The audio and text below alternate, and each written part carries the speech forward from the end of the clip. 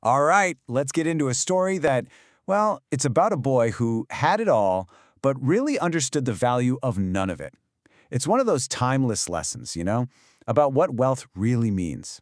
And honestly, it feels more important today than ever before. So let's start with this quote right here. This is kind of the punchline of the whole story, the big lesson we're building up to. I want you to just kind of keep this in the back of your mind as we follow the journey of this young guy, Saad, who, let's just say he learned this one the hard way. Okay, so let's meet our main character, Saad. He's 17 years old, full of energy, big dreams for the future, but he's got this one huge blind spot. He just doesn't get the value of money. Not a single rupee. See, for Saad, spending money wasn't really about the stuff he bought. Nah, it was all about the feeling. That rush he got from buying snacks or treating his friends. It made him feel grown up, important, totally free. Naturally, his mom started to worry. She'd gently say, "Son, you should save for tomorrow." But Saad, he'd just laugh it off. In his mind, the future was this endless river of cash he was just going to earn. So why save? Seemed totally pointless to him. Well, his father, Mr. Hanif, saw what was happening. And he was a pretty wise guy. He realized that just talking to Saad wasn't going to cut it. Nope, it was time for a hands-on lesson, a real-world test, to show his son what value actually means. So he calls Saad into his room. He pulls out 5,000 rupees and hands it over with one simple rule. This is yours for the next 2 weeks. Use it wisely. Now, to Saad, this is amazing. It feels like he just won the lottery. And what do you think happens? Those old habits kick right back in. Day 1, boom, new watch and shoes. Day 2, he's the big shot, treating all his friends. And by day 3, you guessed it, every single rupee is gone. Poof! A 2-week allowance just vanished into thin air. Now, when his dad finds out, he doesn't yell. There's no big lecture. Instead, he just gives him this calm, simple warning. See, he's not trying to punish the kid. He's just letting the consequences play out on their own. And it doesn't take long at all for Saad to figure out exactly what his father meant by price. Yeah, this lesson is about to get very, very real. So, a few days go by, and then, bam! Disaster. The chain on his bicycle breaks. And this isn't just, a minor problem. This bike is his only way of getting to school. He rushes it over to the mechanic, and the guy gives him the price. 2,000 rupees.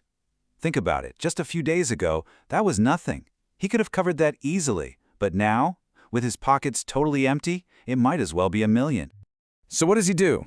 He runs to his father, totally desperate. He's frustrated, he's embarrassed, he's completely stuck. He's just begging for help, fully expecting his dad to swoop in and save the day. And his father's response? It's just one word, but it might be the most powerful part of this whole story. He just says, walk. That's it. It's firm, but it's not mean. It's just non-negotiable. This is the price. So as he's making that long trek home from school, sweating in the sun, and then later that night, just lying in bed staring at the ceiling, it all finally clicks. For the very first time in his life, he can actually feel the weight of his actions, physically and emotionally. He realizes, wow, this was never just about money, was it? He was wasting something much more important. He was wasting his dad's trust. He was wasting opportunities. And the big one? He was completely disrespecting the hard work that went into earning that money in the first place. He was literally throwing away pieces of his own future. So the next day, his father sits him down, and he finally explains the why behind the lesson. He tells him, look, money is just a symbol. Its real value, that comes from the effort, the sweat, the time it takes to earn it. When you respect money, what you're really respecting is the human effort behind it. And that one conversation, it changed everything. This wasn't just some quick fix. This was a deep, fundamental shift in how Saad saw the entire world. And you could see it in his actions right away. He starts saving his money, even just little bits at a time. He actually starts helping his dad out at work, and you can see the light bulb go on as he connects effort with earning. And maybe most importantly, he stops caring about impressing other people and starts focusing on building a real future for himself. And then, months later, you get the ultimate proof that he's changed. It's this amazing full-circle moment.